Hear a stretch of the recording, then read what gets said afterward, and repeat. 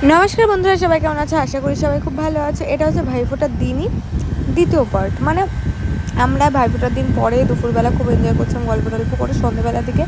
আর এই যে দিদির বাড়ির সামনেই দেখো কি সুন্দর উঠোনে লাইট জ্বালানো হয়েছে, টুনি লাইট। আর এখানে কটা তারা বাজি ছিল, সেটাই বর আর আমি মিলে ফাটাচ্ছিলাম। আমরা এই পুজোতে এই বছর ফার্স্ট বাজি ফাটাচ্ছি। এর আগে বলবো না ওই চকলেট বোম ফাটিয়েছিলাম, বাট ওটা এমনি জাস্ট কিছু প্রয়োজনে, মানে মজা করার জন্য বাজি আমাদের ফাটানো হয়নি এবছর।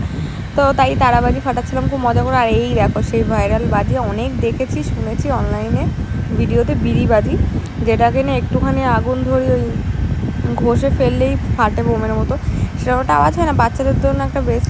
তারপর আমরা ঘরে সবাই রেডি টেডি হয়ে গেছিলাম একটু ঘুরতে যাব। তো তার আগে এখানে দেখো সবাই গেমে ব্যস্ত।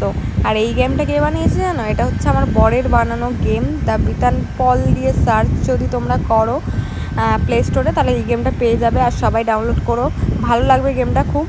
তো যাই হোক, তারপরে আমরা এখানে বেরিয়ে গেছিলাম রাস্তায়। দেখো সবাই এক একটা কাপল মিলে, এখানে মা বাপি সবার সামনে ছিল, তারপরে আমি আর আমার বর, আর এই তারপরে ছিল দিদি আর ঝিজু আর মনা। এই যে দেখতেই পাচ্ছ আমরা তিনজন, মানে তিনটে পার্টি মিলে বেরিয়ে পড়েছি খুব সুন্দরভাবে। আর রাস্তায় লাইটিং এত সুন্দর ছিল কালী পুজোর, কী বলবো। মানে আমি তো ভেবেছিলাম কালী পুজো সবাই সব জায়গায় প্রায় ভাসানো হয়ে গেছে, কিন্তু তারপরে দেখি হালিশহরে খুব সুন্দর পুজোগুলো হচ্ছে, দেখছিলাম এক এক করে।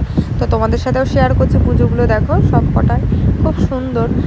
আর তারপরে এসেছিলাম একটা প্যান্ডেলে, ওই প্যান্ডেলটা সেরকম একটা কিছু করা নেই, মানে প্যান্ডেলটা সেরকম দেখার মতো কিছু নেই, কিন্তু কালী মাটা, মানে এটা বড় মা হালিশহরের, এত বড় ক্যামেরাতে তো বোঝাই যাচ্ছে না, প্রচুর বড় একটা ঠাকুর, ঠিক আছে। আর এই ঠাকুরের গায়ে না সব আসল গয়না পরানো ছিল, খুব সুন্দর লাগছিল ঠাকুরটাকে। তারপরে এসেছিলাম আরেক জায়গায়, ভূত বাগান। এখানে একটা শো হচ্ছিল, শোটার নাম ভুলে গেছি। প্রথমে খুব বোর লাগছিল শোটা দেখতে, তারপরে বেশ ভালোই লাগলো লাস্ট দিকে। তারপরে এখানে সবাই মিলে অলরেডি পেট ভরা, সারাদিন এত কিছু খেয়েছি, খাওয়ার তো ইচ্ছে ছিল না, ঘটি গরম খেয়ে